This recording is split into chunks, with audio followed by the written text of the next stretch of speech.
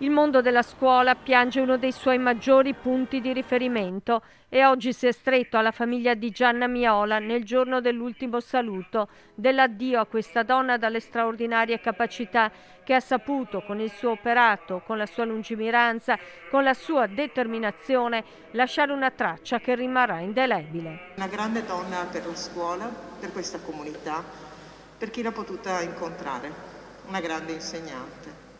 Questo spero sia di conforto, soprattutto alla famiglia, perché noi, istituzioni e comunità scolastiche, sappiamo bene quanto è stato il suo grande valore e quanto sia stata la sua grande forza nell'accompagnare la scuola, anche in momenti difficili.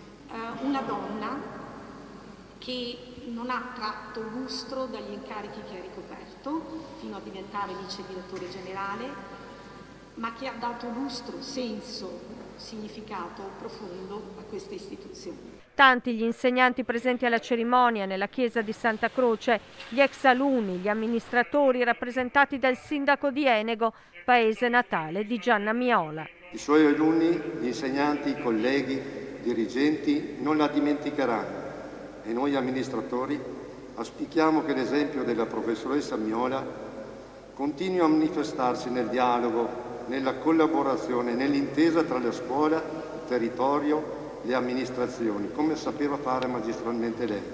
Grande l'amore della professoressa Miola per il marito Gianfranco e per il figlio Fulvio, che ha voluto ricordarla con queste parole.